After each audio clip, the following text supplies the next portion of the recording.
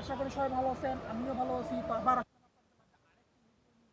তো এই ভিডিওতে আমি কথা বলবো আপনার হইলো সুপারি গাছের সার কীভাবে প্রয়োগ দিবেন। তো অনেকে বলতেছেন সুপারি গাছের সার অনেকেই ঠিকমতো প্রয়োগ করতে পারেন না, যার ফলে তাদের সুপারি গাছ তাড়াতাড়ি বলে মানে বলে না এবং সুপারি ফল ধরে না। যার আবার করোনার ক্ষেত্রেও কিন্তু সুপারি গাছ খুব তাড়াতাড়ি তাদের মারাও যায়।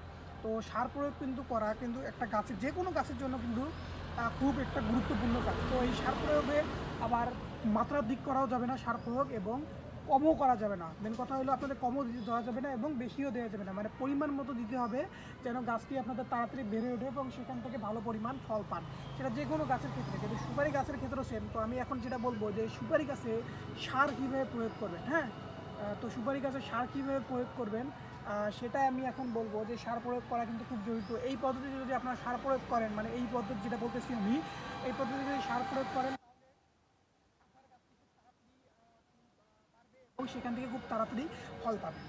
তো রাসায়নিক সার দুই ভাগে ভাগ করে বছরে দুইবার গাছের গোড়ায় প্রয়োগ করতে হবে কিন্তু আপনাদের। তো প্রথমবার আপনাদের সেপ্টেম্বর মাসে এবং দ্বিতীয়বার ফেব্রুয়ারি মাসে এই সার প্রয়োগ করতে হবে।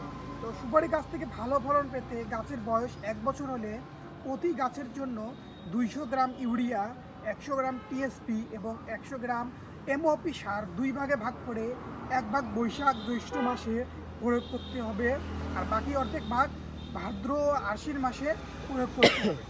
আর যখন গাছের বয়স 2 বছর হবে তখন আপনাদের 40 গ্রাম ইউরিয়া, 200 গ্রাম টিএসপি এবং 200 গ্রাম এমওপি একইভাবে দুই ভাগে ভাগ করে এক ভাগ করতে হবে শুষ্ক মৌসুমে, অর্ধ ভাগ আপনাদের করতে হবে বর্ষায়। এইভাবে প্রয়োগ করতে হবে।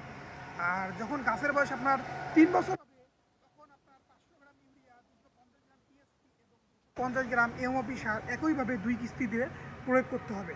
তো গাছের বয়স যখন 4 থেকে 10 বছর হবে তখন 600 গ্রাম ইউরিয়া, 300 গ্রাম টিএসপি এবং 300 গ্রাম এমওপি সার ওই সেমভাবে প্রয়োগ করতে হবে।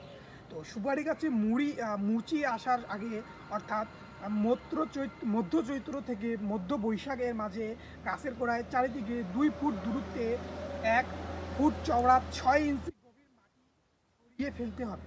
পরে ওই মাটির সাথে 700 গ্রাম ইউরিয়া, 500 গ্রাম টিএসপি, 800 গ্রাম এমওপি, 300 গ্রাম জিপসাম এবং 100 গ্রাম জিঙ্ক মাটির সাথে ভালোভাবে মিশিয়ে দিতে হবে।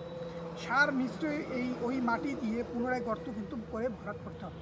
তো এই পদ্ধতিতে যদি আপনারা সুপারি গাছে সার প্রয়োগ করেন তাহলে ইনশাল্লাহ আপনাদের গাছটি তাড়াতাড়ি মারা যাবে না, এবং আপনারা খুব বেশি একটা গাছ খুব তাড়াতাড়ি এবং খুব বেশি সেখান থেকে ফল পাবেন।